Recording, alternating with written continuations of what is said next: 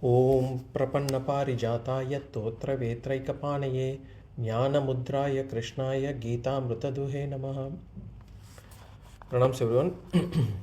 We are in chapter 4, sloka number 20. Shri Bhagavan Vacha Tyaktva Karmapala Sangam Nityatripto Nirāśīḥ Karmanyabhi pravṛttopi Naiva kinchit karoti saha. So Bhagavan is continuing the discussions on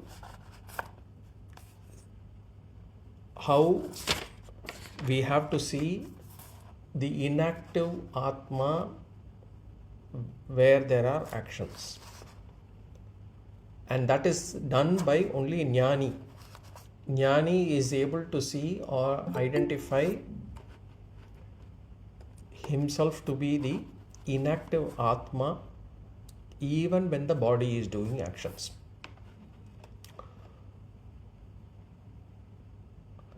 And in the last sloka, 19th sloka, Bhagavan said, described a Jnani. He described a Jnani to be a person who is free from all desires and sankalpam. Kama sankalpa varjitaha, and whose actions are burnt by the fire of knowledge, he said, which means Jnani's actions do not produce any papa or punya. That was given in the sloka number 19. Now in sloka number 20, Bhagavan is actually continuing that same discussion. And here what we are doing right now is, remember, a Jnani can be both. A Jnani can be following a grihastha ashrama, a Jnani can be following sannyasa ashrama also. Depending on the prarabdha, a Jnani can continue to be in grihastha ashrama.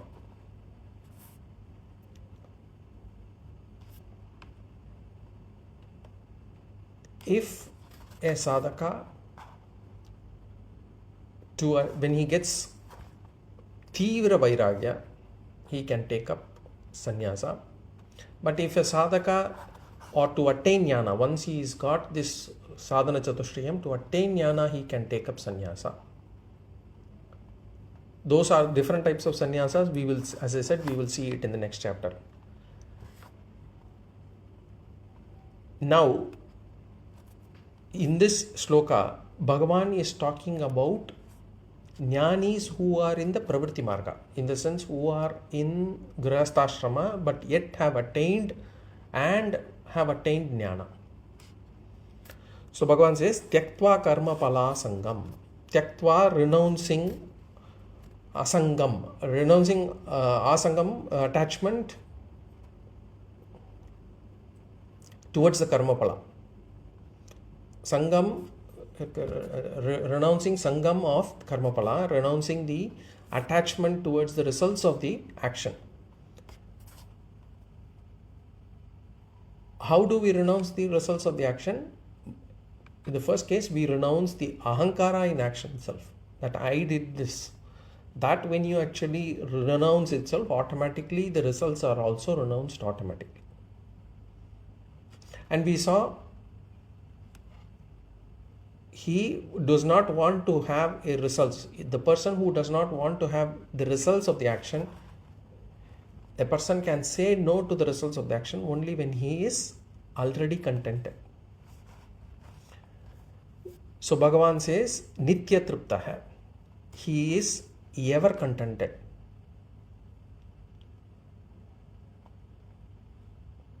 Only from a contentment we can say, I do not want this. I am happy. With atripti, we always say, I want it. I want this, I want that. And he has got this contentment through Jnana. So he is Nitya Triptaha. Then the next word is nirāśīḥ. Nirāśīḥ. Nirāśīḥ means one who is not dependent on anything. In other words, independent. Now when we say independent, there are various independence. Independent, we can say whether it is you're physically independent, financially independent, emotionally independent. Here, what sort of independence we are talking about? We are talking about emotional independence. Ashrayaha means dependent. Nirāśīḥ means he is independent. And when will we get dependent on something? If a person or a relation or an object or a possession, whatever we have, or a situation, if that is able to give what we desire, then we are dependent on that. It can be even for the sadhanas also, it's the same. We are always dependent on a sadhana that gives us the desired sadhyam. That is good. That dependence is good dependence. But then we are also dependent on, some are dependent on cars, for example. Why? Because it gives the sadhyam of getting from one place to another. Ashraya is the one. So Ashraya is one which gives us what we desire when we are dependent on it.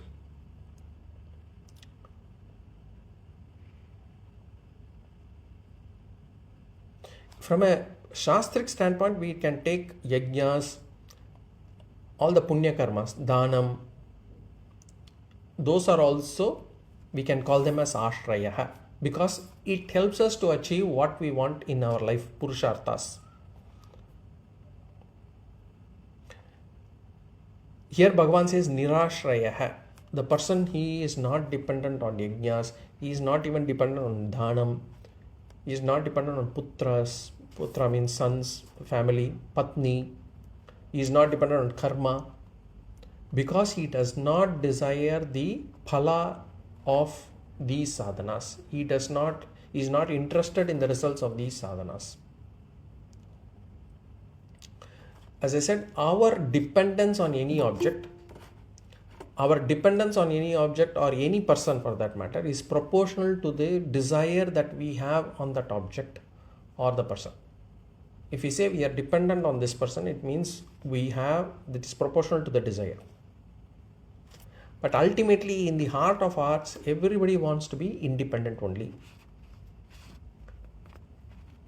When you ask people, they will say, I would want to be independent. I don't want to be dependent on anyone. So when can we be independent? Only when we do not have any desire from that person or from that object. If the person has a lot of desires and yet claims that he is independent, then it is a lie. That person does not even understand himself or herself. Nirāśīḥ means the person is not dependent on any sadhana or any person or any because he has nothing to gain from the result of that action or that sadhana. Why he is not dependent? Because he is already contented. Nitya triptaha. He is already contented. Then therefore there is no need for him to be dependent on anything for the results. And this is what we should aim in our life. We should aim to be swatantra, independent. So how can we become independent? Just now we said, we are always dependent on things that we desire for. So as we give up desires one by one, we become more and more independent.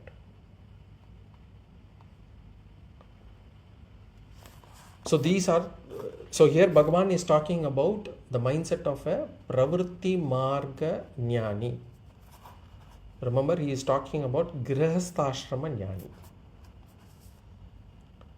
Bhagavan is going to talk about sannyasa ashrama jnani in the couple of next slokas also. But this one is about pravṛtti marga. Then in the next line Bhagavan says, karmanyavi pravṛttopi. Karmani abhipravṛttopi. Karmani abhipravrittaha api. Karmani means in action. Various activities that the person does, various responsibilities, various projects that he takes up. Now, normally whenever we get responsibilities, along with it we get also the fear and anxiety. Fear whether we will be able to do it, anxiety whether we will be able to achieve what we have set out for. Here Bhagavan says, for a person who has this mindset, abhipravrittaha. Abhipravrittaha means very much engaged in activities. He continues to fulfill his responsibilities. He remains in pravṛtti marga. Bhagavan says api. Api means although. So though he is engaged in various activities, Bhagavan says naiva kinchit karoti saha. Saha na eva karoti kinchit. Although he is engaged in various responsibilities, Bhagavan says he never performs any action. Na eva karoti. He does not perform action. Kinchit, any action. He does not perform any action at all. So Bhagavan again wants us to see inaction or actionlessness in a Jnani's action. In Jnani's action, one must see akarma. Karmani akarma pashyed. That is what Bhagavan wants us to see here. So even when a Jnani seems to be in action, he has got this nitya triptaha, nirāśīḥ. He is ever contented. He is not dependent on anybody. And tyaktva karma palasangam. He has renounced the attachment towards the results of the action. And therefore, he never performs any action, though he might be engaged in action.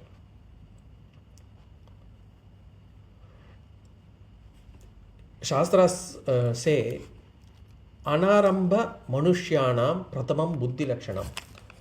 Shastras say that for any person, not beginning any project or activity is the first sign of an intelligent person. If you are intelligent, do not start any project or any activity. Because there are always people who feel bad that, after starting something, I shouldn't have started.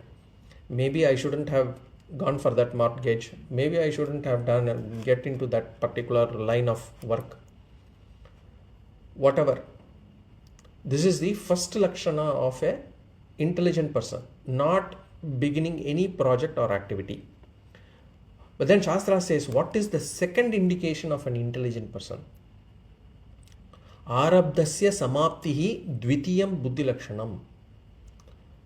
It says, once you have started a project or a responsibility or an action, then to complete it is the second indication of an intelligent person.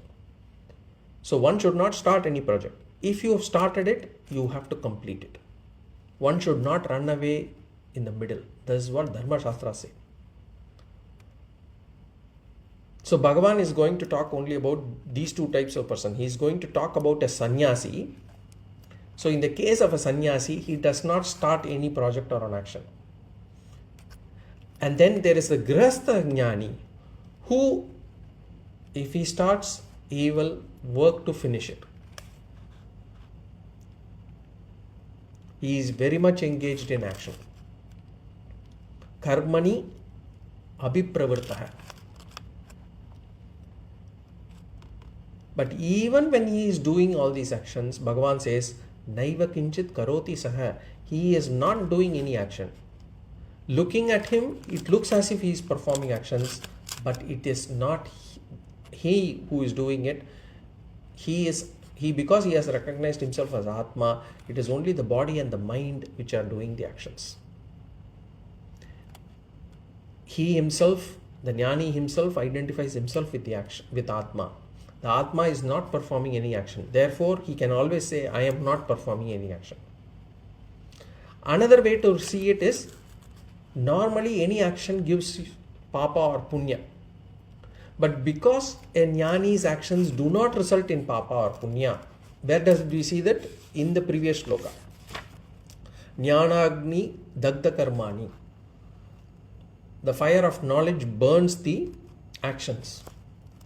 And therefore, because a jnani's actions do not result in any papa or punya, we can say his actions can be considered as actionlessness or actionless, even though he is performing action. So this is the essence of this sloka, remaining ever satisfied, nitya triptaha, ever independent, nirāśīḥ, tyaktva karma pala sangam, renouncing the attachment towards the results of the action, saha na eva karoti kinchit, he never performs any action, api, though, abhipravṛttaha karmani, which means though he is very much engaged in action, he never performs any action. So this is what we have to see. I mean, see inaction in action, action in inaction. Another example that we can give is, normally in Bhagavad Gita poster, we always see this Bhagavan giving Upadesha and Arjuna sitting at the feet of Bhagavan and listening silently. And there what we see in Arjuna, we do not see any action. He is in the state of akarma. How do we see Bhagavan? Bhagavan is in the state of action. He is doing karma because he is teaching. But what we should understand is, in Arjuna's akarma, we should see karma. Because his mind is still working on how can he escape from this war. And in Bhagavan's karma, we should see akarma. Why? Because whether Arjuna is able to understand or not, that is not Bhagavan's problem. Bhagavan will not be affected. Bhagavan is just going to continue to do what he is supposed to do. That's all. So this is one. Now we'll go to sloka number 21. As I said, sloka number 21, Bhagavan describes a Jnani in Sannyasa ashrama. So we'll go to sloka number 21. Nirāśīḥ yata chittātma tyaktva sarva parigraha shāriram kevalam karma kurvannapnoti kilbisham. Nirāśīḥ yata chittātma tyakta sarva parigraha shāriram kevalam karma kurvannapnoti kilbisham. Bhagavan is describing a Jnani in Sannyasa ashrama. Previous sloka, Bhagavan had described a Jnani involved in various activities. And Bhagavan said, although he is involved in various activities, the activities will not bind him, will not give him papa or punya. Bhagavan made it clear. Now, for a pravṛtti marga jnani means grihastha jnani. If in the case of a grihastha jnani itself, this is the case, then what do we need to say about a sannyasa marga jnani or a nivritti marga jnani? A nivritti marga jnani, sannyasi jnani, he renounces actions also. And therefore he will not be bound at all. And therefore there will not be any papa or punya at all for him. But one must see inaction in their actions too. What are their actions? What does a sannyasa jnani, what sort of actions does he do? Bhagavan is going to give that. First, before that, Bhagavan is going to give a mindset of this jnani. And their mindset is exactly the same as the pravṛtti marga jnani also. But we'll go into the sloka. He says, nirāśīḥ yata chittātma tyaktva sarva parigraha. Nirāśīḥ. Āśīḥ means expectations. Nirāśīḥ means free from expectations, free from desires, free from expectations. So this jnani, this sannyasa jnani, does not have any expectations from anyone at any point of time on anything. And this is a lakshana of not just a sannyasi jnani. This should be the lakshana of a sannyasi itself. In fact, this attitude, if we have it even in our grahastha ashrama, it will be very helpful for us. And the expectations that we have on others is the biggest problem that we face in our life. And as we grow old also, our expectations keep rising.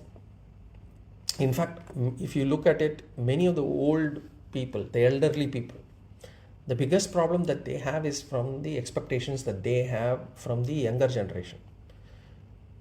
There could be these elderly people, they might say, I am at house, I am not getting proper food at times. My needs are not being taken care of. And some people, they may get proper food and proper times, but they will say, oh, they are not serving me with the right attitude. They expect the next generation or the youngsters to come and ask them, have you had your food? Are you okay? And they expect the young generation, the next generation, to ask them, seek advice or inform them before taking any decision. What happens as we get old? The expectations keep rising. And for the youngsters, they don't believe they need to take the advice of the old people or even need to inform them. The youngsters think, I don't even need to ask them how they are. They look okay. So why should I even ask okay? So why ask?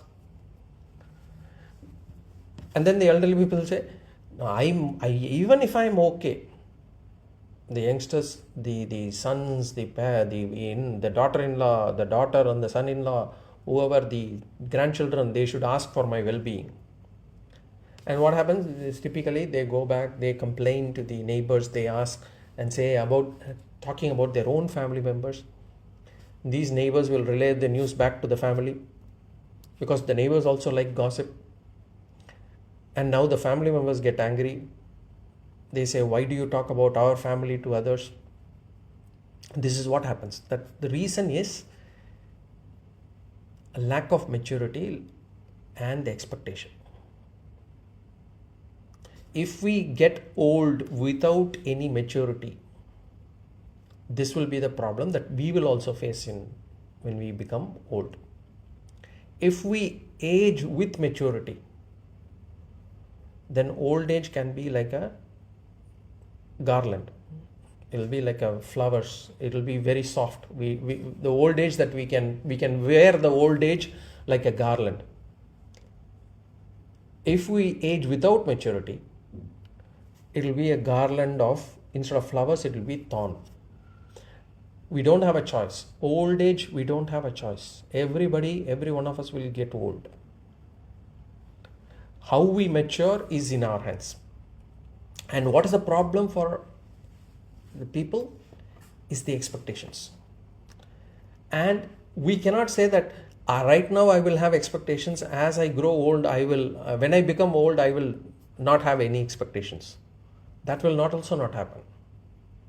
We have to start practicing it now if we want to get to the stage where we do not have any expectations from people as we become old. And it should start right from home. Right from home, we should not have any expectation on anybody. And typically in this world, every one of us, we are like beggars only. We are begging for love. We always think people should love me. People should inquire about me. I am sick. I have been sick for 3 weeks. That person has not even called me and inquired about me. Why we are begging? Because we have not given enough. Only if we give to the universe, it will come back to us. How can one be rich? Only if a person who gives, he can become rich. Same thing with love. Only if we have given love, we will be able to get it. So this sorrow that, this people are not liking me, people do not love me, people are not acknowledging me. this sorrow will make us feel miserable.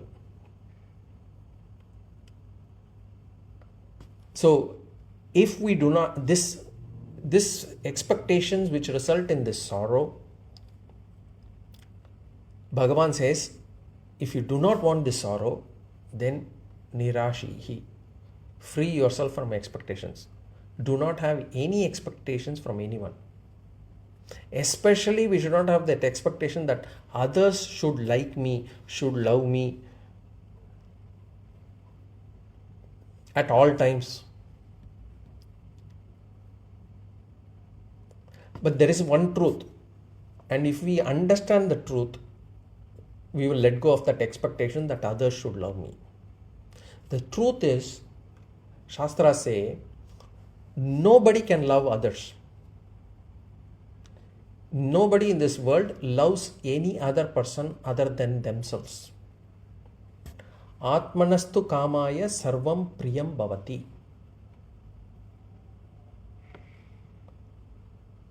The person who can, you can only love yourself. Everybody loves others for the sake of their own happiness. I love this person because the other person is giving me happiness. As long as this person gives me happiness, I will love that person. The moment the person gives me sorrow, pain, I will not love that person. So am I loving that person for that person's sake, or am I loving that person for my sake?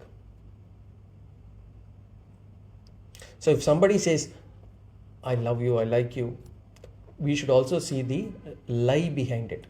Because for them, it is because we give them happiness, they love us, they like us. The moment they see that, they feel that we are not giving them happiness and that we are giving them sorrow, they will not love us. And this is true, it's a universal truth. And therefore, if we are able to see this truth, we will not be attached with anyone. We will be free from expectations. Remember, every one of us, we have come to this world, we live, and then we will go back. We'll go back to another world maybe, or come back in another form. And in this life alone, we have this particular family, this particular mother, father, this wife, this children, this boss, this neighbors, whatever. It's not going to be forever. In Mahabharata, there is an example given for people in relations. In those days, what happens is, in the river, there used to be logs, broken boats mainly. So when a wave comes, what happens? Two logs come together. They travel, and looks as if it's actually attached to each other. And they travel for some distance. But then another wave or thing comes, the logs will separate and they will go different paths. This is the same with people and relations. This is their reality of life. Unless we have this understanding, we will continue to remain in sorrow. And that's because we continue to have expectation on others. She's my wife, and therefore this is what I expect. Because she's my wife, I expect her to be like this. He's my husband and I expect him to be like this. This is my daughter, I expect her to be like this. This is my son, I expect him to be like this. This expectation is the problem. If we are able to remove that expectation, that is the lakshana of a sannyasi. So if we have this attitude, we don't need to run away from life. We don't need to take on kavi vastra. Even when we are at home, if we are able to remove this expectation, we can be sannyasis. This mindset is described by Bhagavan saying nirāśīḥ, free from expectations. And then the next word Bhagavan says nirāśīḥ Next, yata chittatma. Yata chittatma. Yata chittatma means having restrained the mind and body. Yata chitta atma. Chitta means here refers to the mind or the antakarana, and atma here refers to the body. So restraining the mind and the body. In other words, indriya and mano nigraha. This person has got sensory and mental discipline. One who is having damaha and shamaha.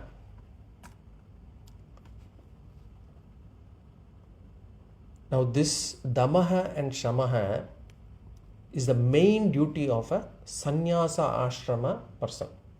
Every ashrama has got few duties listed, but each one has got one of the main duties of that particular ashrama. So if you look at brahmacharya ashrama, the main duty of a brahmacharya ashrama is swadhyaya, as in studying. That is the main duty of a brahmacharya ashrama person. For a grihastha ashrama person, the main duty is dhanam. He has to donate, he has to share, he has to do charity, and he has to support the other three varnas, other three ashramas. So dhanam is the main duty. For a vanaprastha person, as in retired person, once we become retired, our main duty should be maunam and dhyanam.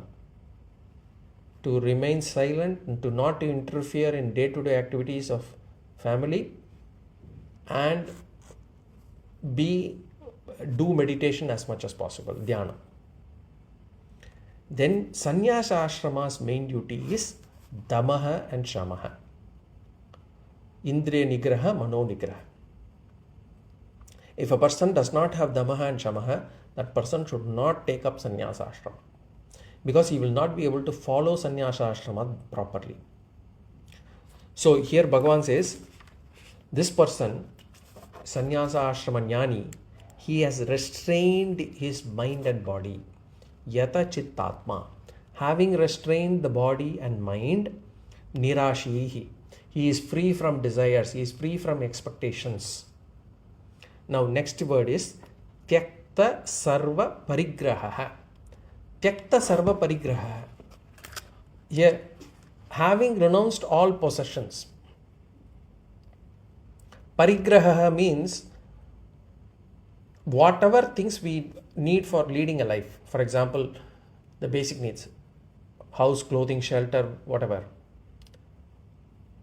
Here parigraha does not mean things meant for enjoyment. It means things even necessary for basic life. So this sannyasi, he has renounced even those things that are needed for basic life. The basic things for leading a life. And that's why this sloka cannot be relevant or cannot be used for a grihastha jnani. A grihastha jnani would continue to need or require possessions that are needed for leading a life. As a grihastha person, we are not supposed to, there is no need for us to renounce objects, renounce our possessions. We are not required to do physical renunciation of objects. But what we need to do is to renounce the mamakara on the objects. That this belongs to me. It is mine. That feeling, that attitude, that bhavana has to be given up. Here, Bhagavan says, a sannyasa ashrama jnani renounces the object itself. And of course, he renounces the mamakara also. A grihastha jnani, he does not renounce the objects, but he has renounced the feelings that those are mine. And a sannyasa ashrama jnani, he does not have any dependent on anybody. He does not cook food, he keeps moving places. If a sannyasi ashrama has sannyasa ashrama jnani or a sannyasi has a ashram, then he does not renounce parigraha, but he renounces the mamakara on these objects. So typically what happens is, as a grihastha ashrama person, we don't renounce possessions, but we renounce the possessions, or we renounce the mamakara on these possessions, saying that this belongs to me. Then, so sannyasa ashrama jnani or sannyasi renounces possessions as well as the mamakara. A grihastha ashrama person, we are supposed to renounce only the mamakara and not the possessions. And then there is the final mithyachara, hypocrites. They renounce the object, but they do not renounce the mamakara. Bhagavan talked about mithyachara in second chapter also. Mithyachara, basically a person who is, the craving in the mind is there. He might have renounced things, but the craving is not gone and he is still thinking about it. Even for grihastha ashrama, for us, the problem for us is sometimes we do dhanam, donation, charity, gifting, whatever you say. But we have not renounced the mamakara on it. Say, I gifted you that watch, are you still using it? I gifted you that sari, are you wearing it? I gifted you that, have you using it or you have given it to somebody? Oh, you have not given it to somebody, you have given it to somebody.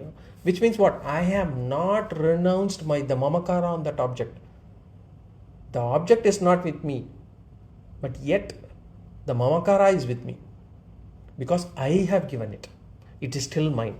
So I expect the person to use it. I expect the person to not gift it to others. I expect the person to acknowledge that I have gifted it. So we have this problem that although we renounce physically, we have not renounced mentally. So here Bhagavan says, this sannyasa ashrama jnani, he renounces the possessions, of course the mamakara, he renounces the basic possessions also. So having renounced all possessions and having restrained the mind and the body, yata chittatma, he is, and nirāśīḥ, he is free from desires. What does he do? Second line, Shariram kevalam karma kurvan. Shariram kevalam karma kurvan. Kurvan karma. He is engaged in minimum activity. He will be involved in some activity. He does not have any responsibilities. He does not have any possessions, not even basic necessities. He does not have any expectations from anyone. He has disciplined his sense organs and mind. Such a person is involved in activities. Bhagavan describes what sort of activities that he will be involved in. Kurvan karma for what? Shariram kevalam karma. Two adjectives are given for karma. Shariram karma, kevalam karma. Shariram karma means Sharira sthiti matra prayojanam karma. So whatever is required, basic things that are required for the maintenance of this body, he will be doing those activities alone. Kevalam karma means he is doing these actions without attachment. Kevalam karma. He doesn't have any abhimana on the action. He does only those activities that are required for the maintenance body, and even on those activities he does not have any attachment, saying I need to have that particular result. I need to ensure my body gets that result. So he is engaged in minimum activity required for the maintenance of the body without any attachment. Now what is the benefit of doing this? Bhagavan says, what is the benefit of such an activity? Na apnoti kilbisham. Kilbisham means sin, papam. Na apnoti. He does not incur any sin. He does not incur any papa. Shankaracharya adds, he does not incur any punya also. He just goes about doing his activities required for the maintenance of the body, shariram karma. And this shariram karma, Shankaracharya does a vichara on the word. We'll try to see it in gist. Because shariram karma could be misunderstood as well. Shariram karma, we have said, sharira sthiti matra prayojanam karma, activities done for the maintenance of the body. But some people have given some wrong interpretation. They have taken shariram karma to be activities done by the body. So here the shloka says, he shariram karma na apnoti kilbisham. So if we take that to be shariram karma to be activities done by the body, so how does we interpret? This can be interpreted wrongly. He says, this person does not incur papa on the activities done by the body. So body does certain activities, he does not incur papa. Now that will be a wrong interpretation for two reasons. One, it will mean that only body activities will not incur papa. What about activities that are done by the mind? What about the activities that are done by the mouth, speech? Because activities can be through mano, vak, kaika. It can be through mind or speech or through body. So does it mean that activities done by the speech or mouth or activities that are done by the mind, will they incur papa? So that is, so it cannot be, we cannot use that interpretation. The second reason is, in case the physical body does any nishiddha karma or adharma, then it says it will mean that this physical body will not incur any sin even after doing adharma. Now that is a dosha. That cannot be the case because it will not work out. It will not fit into the laws of karma. So shariram karma can only mean activities done for the maintenance of the body. So that is the small vichara that Shankaracharya, Adi Shankara had did. Now next is kilbisham, sin. Now Shankaracharya says, for a jnani, a papa is papa, punya is also papa. A sin is a sin, even punyam is also sin. How? Because punyam results in sukham, papam results in sorrow, dukkham, punyam results in sukham. Now what happens when we get sukham? Sukham leads to intellect delusion. When we are in the state of enjoyment, comfort, extreme enjoyment, we lose the mental capacity to discriminate, generally speaking. High sukham leads to intellect delusion, and delusion leads to doing papa. That is the reason. Now punya is like money. Money is needed, but it can also bring us down unless we use it for proper purpose. The same is with punya also. Too much of punya can also bring a person down if the punya is not being used for the right purposes. If a person has got this ability that in this janma he has got enough punya working for him that whatever he desires he is able to get it, then if the mind starts working on such a way that he desires for all adharmic desires, then that can also lead to problems. Of course, the results of which we will face it in the future. So too much of a punya can also bring a person down if it is not being used for the right purpose. So here Bhagavan says, a sannyasi jnani will neither incur punya nor incur papa. na apnoti kilbisham. So this is the essence of this sloka. So here Bhagavan talks about a sannyasa ashrama jnani who, having renounced all possessions, including those that are needed for basic necessities, and having restrained the mind and the body, yata chittatma, he remains free from desires, nirāśīḥ, engaging in minimum activity required for the maintenance of the body, shariram kevalam karma kurvan, without any attachment. He does not incur any sin. He does not incur any sin. Na apnoti kilbisham. That is sloka number 21. Now 22, Bhagavan describes again sannyasi's lifestyle and the mindset. So we'll go to sloka number 22. Before I go to sloka number 22, just wanted to know whether there are any questions that you would want to take up this.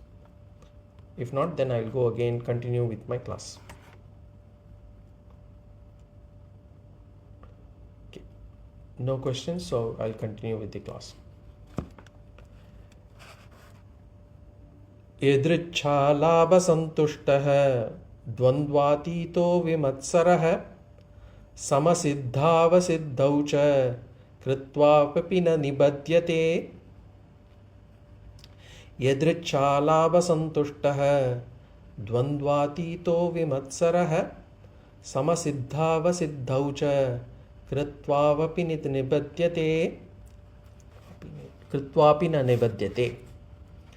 So again, Bhagavan talks about nivritti marga jnani and he says the actions from the body and the mind will not bind this person.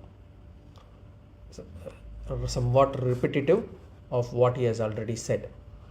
Now here he says, he brings in more qualities of a sannyasi jnani.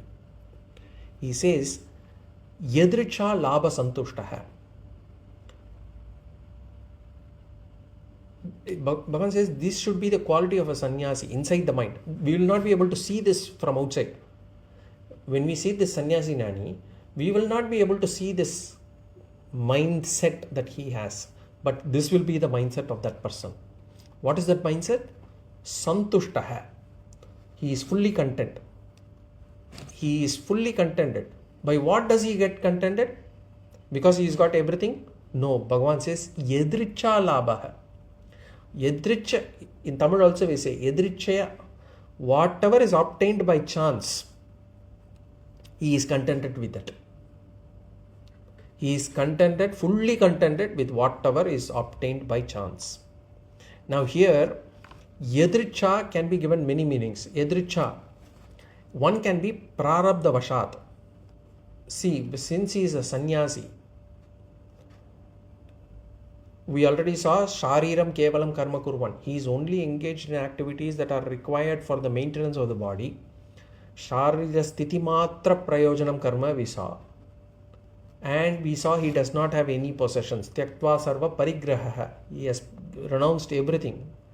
Now, the question comes, if he has renounced everything, where will he get things that are needed for the maintenance of the body? Answer is only through bhiksha. He will go for a bhiksha and get whatever that is given. So which means those that are got as yadricha. So in bhiksha, whatever he gets, he will be contented with that. He will not demand that he wants this. He cannot demand. He will not demand. So that's why to that kind of a person, sannyasi jnani, we cannot go back and ask him, I gave that to you. Are you happy with what I gave to you? We give it to some Swamiji and say, Swamiji, I gave you this. Are you happy with it? That person is going to be happy with whatever is given. Even if it is not given, he will be contented. So he is going to be contented with whatever he gets, how much ever he gets. He takes everything that comes and goes as prarabdha. If a person is not happy with what he has got, he is not a sannyasi. He is not a sannyasi. So even this prarabdha, we should understand it properly. Just because he is offered anything, he will not take anything. He will not accept everything. We have to understand this carefully. So, just because somebody offers him something, so he will take it. So if somebody offers him meat, will he take it? He will not. So we have to understand this carefully. So that is one meaning. So yadricha labha santushtah means, yadricha here means prarabdha vashat. Now the second meaning for this is, yadricha labha santushtah can also be taken as yadricha alabha santushtah. Yadricha alabha santushtah means, even if he does not get anything, he will be still contented. A sannyasi's main lakshana is not to ask anything. Of course, these days some sannyasis are different, but as long as a person keeps saying not needed, it's not needed for me, he is following the sannyasa dharma. If he says, I want this, I want that, that means he has stepped down from sannyasa dharma. So sannyasi's important lakshana is yadricha labha santushtah. He should not ask anything from anyone. For himself. We have to be clear here. See, there are some sannyasis who have kept ashram, and for the maintenance of the ashram they may ask for donation and others, but that is not for their personal reason. They want to use that for dharmic activities, and therefore they ask donation. That is not considered to be asking for themselves. Okay. So next word is dvandva atitah.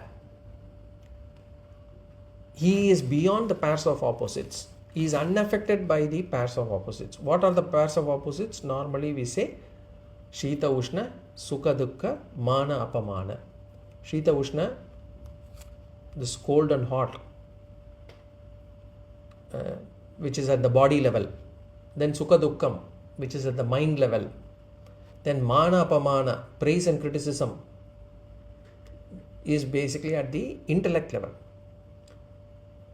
The whole world is in the form of pairs of opposites also. Only the sannyasi is beyond those. He does not get affected by praise. He does not get affected by criticism. Our biggest problem is this: the words that hurt us. This person told me, he talked to me about like this, he said about me like this. That words hurt us.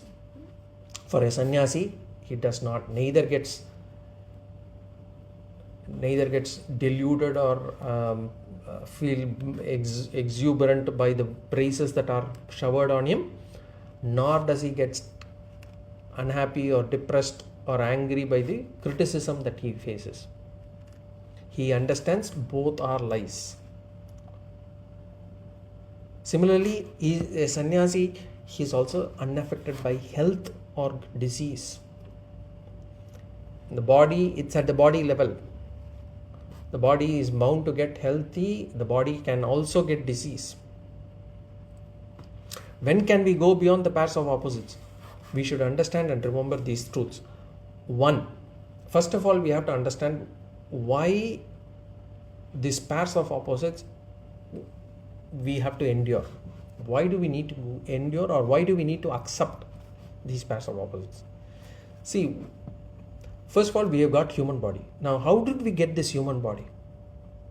Only because we have, in this pravṛtta, we have got some similar amount of papa and punya in this life, and therefore we have got this pravṛtta, this human body. This pravṛtta that has been plucked out of this sanchita karma has got equal amount of papa or punya in it.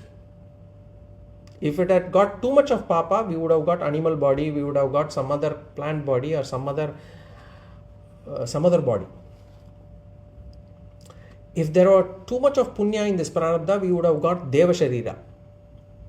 But because it has got some kind of a mix of papa and punya, that's why we got this human body. Therefore, because the pravṛtta has got a mix of papa and punya, we are bound to face both sukha situations as well as dukkha situations. Whether you are a Jnani or an Ajnani, this is bound to happen. This is given. So we'll always get some unpleasant moments. We'll always we'll have to deal with unpleasant people, unpleasant relations. We will encounter them all. So this we have to understand. And Shankaracharya therefore writes, Anyamana api avasanna chittaha.